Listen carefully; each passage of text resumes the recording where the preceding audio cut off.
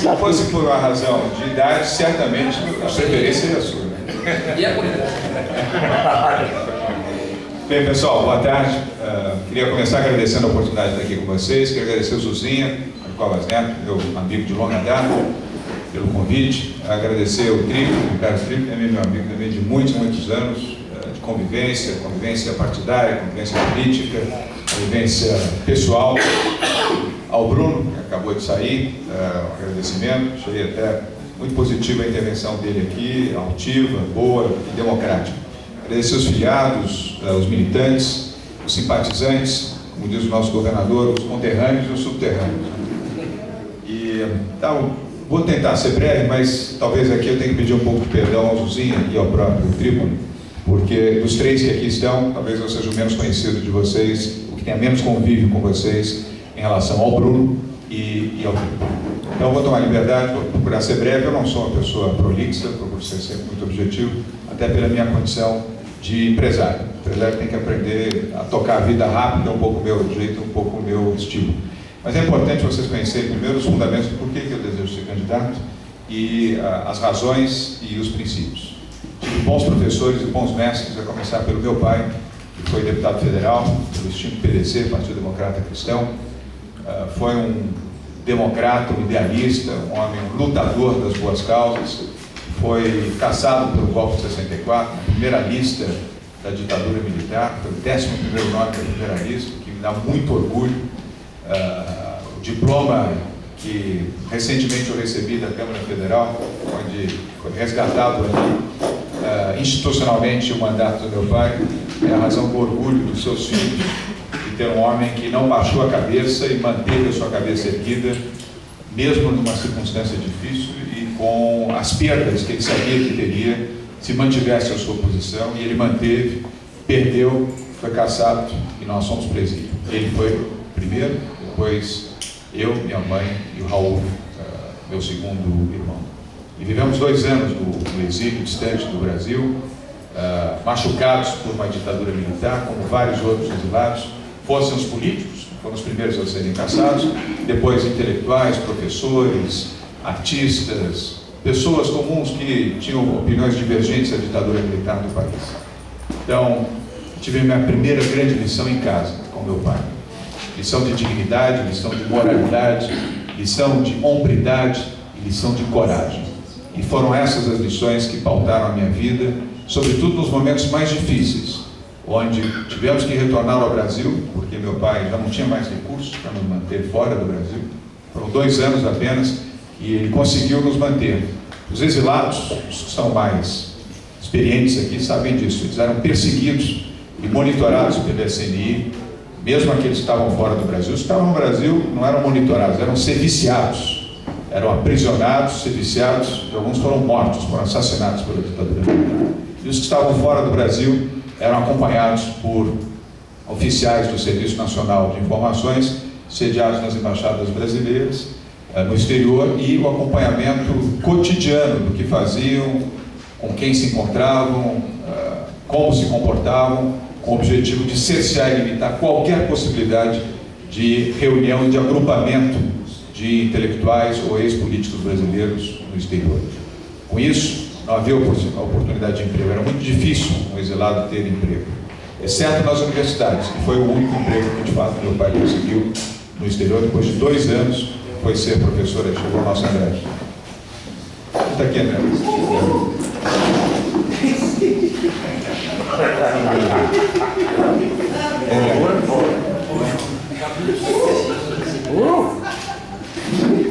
Então, prosseguindo, ele conseguiu um modesto emprego como professor de ciências políticas na Universidade da Sorbonne, mas o dinheiro já tinha acabado, nós tivemos que voltar ao Brasil, minha mãe, eu e meu irmão menor, o Raul. Aí passamos o período mais duro da nossa vida, porque de um pai imigrante baiano, eu sou filho de baiano, meu coração é baiano, eu nasci em São Paulo, na capital, mas a minha alma nordestina vem da herança do meu pai e da luta que ele teve também, como um imigrante que chegou aqui pobre, com dificuldade, construiu a sua vida com trabalho, com dedicação, a ponto de disputar um mandato, e ele disputou o mandato, não foi por São Paulo, foi disputar o mandato pela sua terra, pela Bahia, ele foi eleito pelo PDC na Bahia.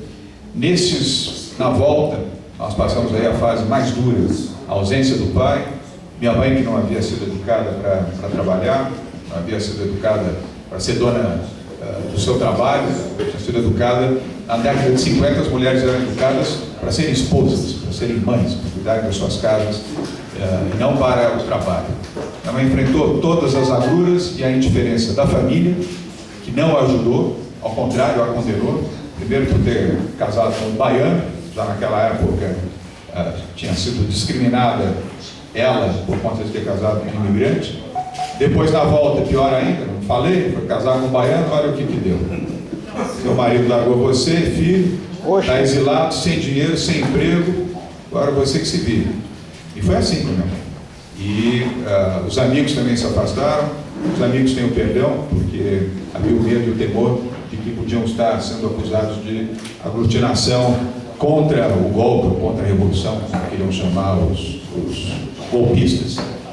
Mas só uma amiga restou a minha mãe, ninguém da família e muita dificuldade. Para quem, depois de muito trabalho, como meu pai teve, morava numa boa casa no Pacaembu, tinha automóvel, tinha motorista, estudava numa escola particular, no Colégio Rio Branco, na Avenida Higienópolis. Nossa vida mudou completamente. A casa já tinha sido vendida, aliás, todos os nossos bens foram vendidos, perdemos todos, vendidos em termos, né? Porque quem está ausente vende pelo preço que se quer pagar. Deixamos de ter carro, passei a andar de ônibus, tive que estudar numa escola pública. Meu irmão Raul só continuou numa escola privada, Zuzinha, porque a professora, dona Soledade Santos, parece que residia aqui próximo de onde nós estamos, foi uma senhora muito solidária comigo, uma das poucas, conseguiu uma bolsa na escola, e o Raul, meu irmão, continuou no Colégio Rio Branco sem pagar para estudar. Minha mãe não tinha dinheiro para pagar a minha escola, porque não tinha dele.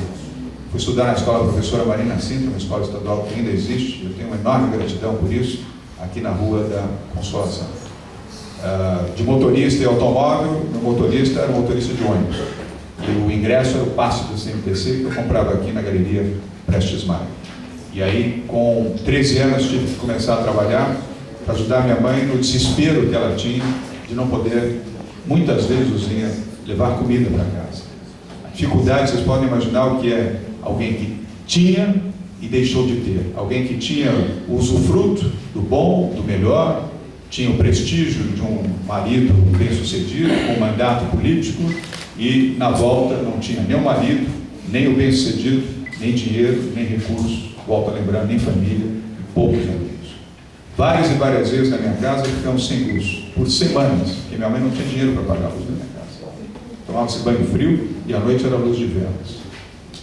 Gás, que era caro, de botijão, eu aprendi com a minha mãe, ela cozinhava tudo que tinha que cozinhar no domingo, para economizar o gás durante a semana, para ter menos consumo de gás, iam usar a panela de pressão, porque panela de pressão consome muito gás. Carne não tinha, nem de segunda, era caro, como é hoje ainda. Zoiudos também. Tinha frango às vezes, salsicha, ovos, alface, tomate, arroz e feijão. Não tinha sobremesa, não tinha refrigerante, não tinha nenhum desses luxos e dessas circunstâncias que, na verdade, não são luxos, representam o direito de alguém no seu dia a dia. Período muito, muito difícil. Eu comecei a trabalhar com 13 anos de idade, numa agência de publicidade aqui na rua Joaquim Eugênio de Lima, esquina com a Alameda Santos, e trabalhava com um orgulho enorme, porque eu queria muito, Zuzinha, que minha mãe não precisasse mais chorar de noite quando voltava para casa, porque ela não conseguia superar dificuldades, e eu via o desespero da minha mãe toda noite, chorando diante do Raul, meu irmão, e de mim, especialmente nos tempos em que não tínhamos luz em casa, telefone nem pensar, nem tínhamos telefone em casa, o telefone era caro, e a dificuldade que ela tinha caminhando a pé para chegar em casa, porque o ônibus não parava na porta de casa.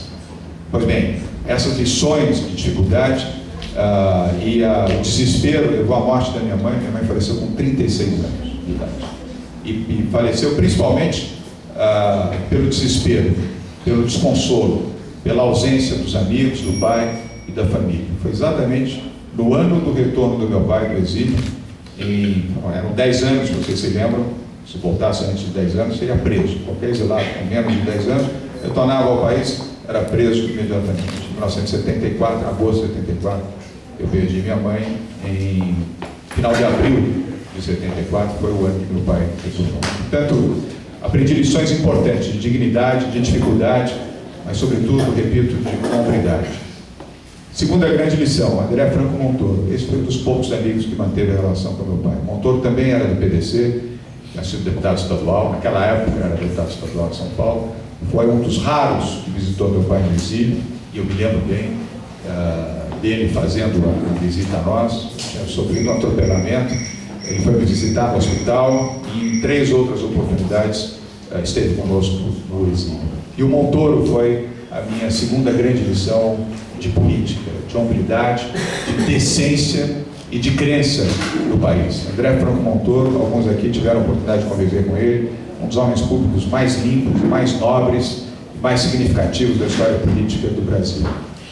Na sequência, queria só lembrar também que